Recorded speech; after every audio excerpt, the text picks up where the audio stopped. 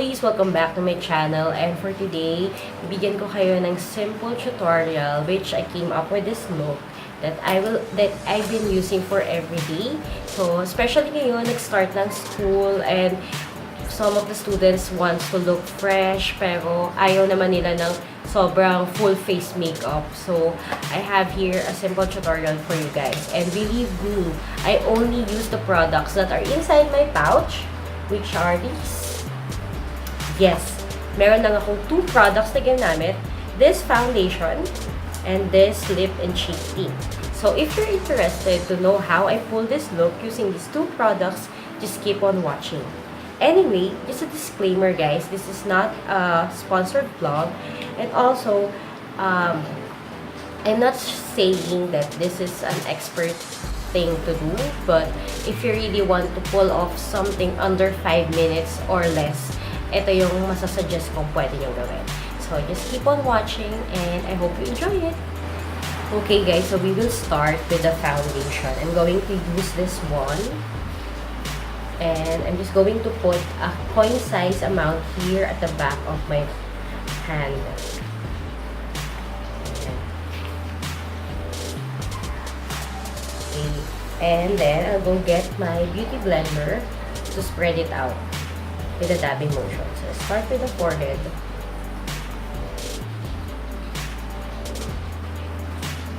Going down dito sa temples. And then sa eyes. Eye area.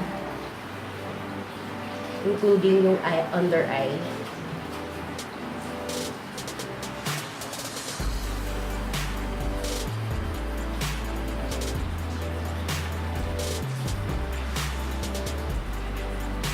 So, as you can see, we can spread it out easily because of the beauty blender. After that, sa nose area,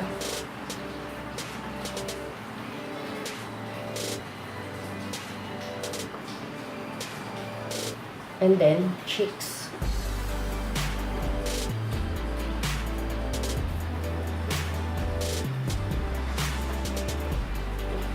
The other side, don't forget the other side. And then, of course, dito sa chin and sa upper lip. And then, I will just spread the excess of na nasa sponge sa next ko para hindi mukhang floating head.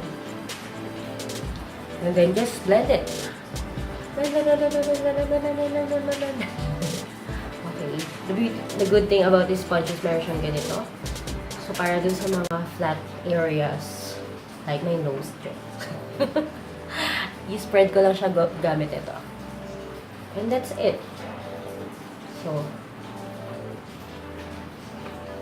ayan, diba? That is the beauty of using a beauty blender. Now, we go straight to the lip and cheek tint. So, this lip and cheek tint, I'm going to use this also to add a pop of color to my eyes. Okay? So, we will start by getting this one since, ayan.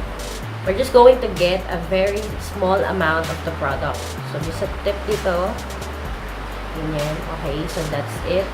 And then, we're going to blend it out or spread it out dun sa eye area. Itong part lang ito. So, let's do this.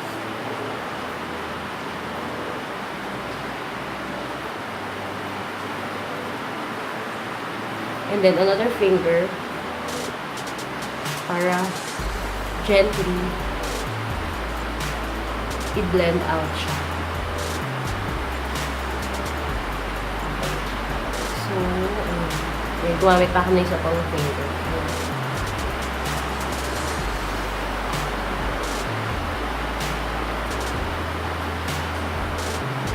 Yeah.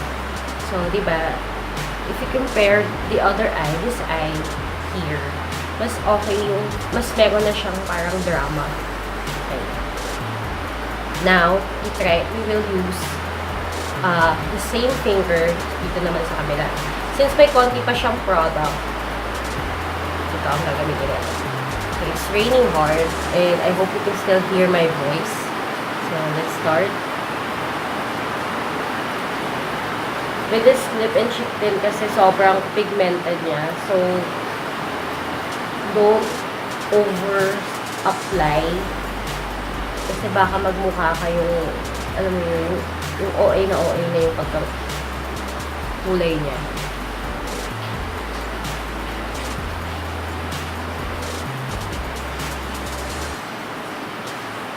Okay, and then, so medyo kulang siya. So, konti-konti lang.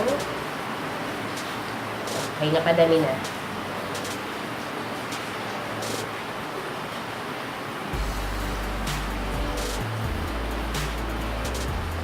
As you can see, meron ng pop of color yung eyes. Okay, so now we go to the cheeks. To the cheeks. Okay. So, using this one, you're going just to tap. Just one tap lang. Okay? So, dun sa center ng apples ng cheeks natin. So, yan.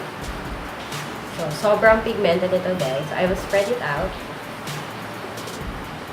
Since I'm just aiming for a everyday look, something like this lang.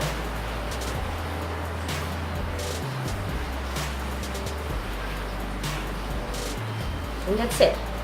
And then, we're going to apply the same sa kabilang side. Okay.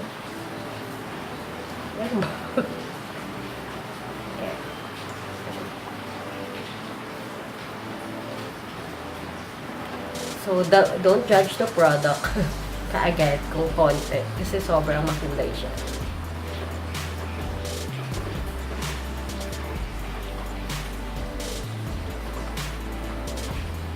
And that's it.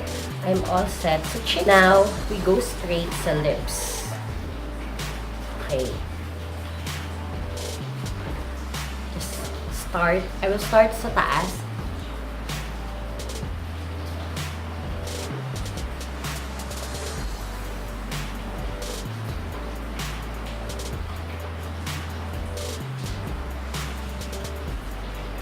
And then, I will apply the color din sa baba.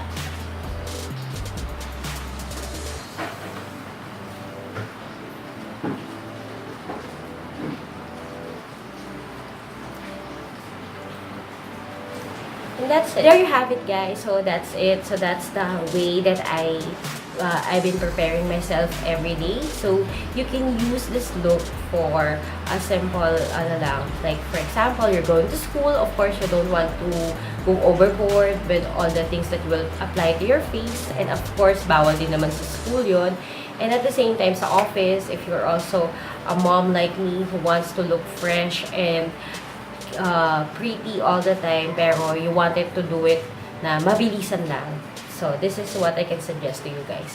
So, if you're interested, guys, on knowing my review on the products that I use for this tutorial, just go straight to the description box and I will leave the link for the review. Okay? So, thank you again so much for watching my vlog and I hope to see you next time.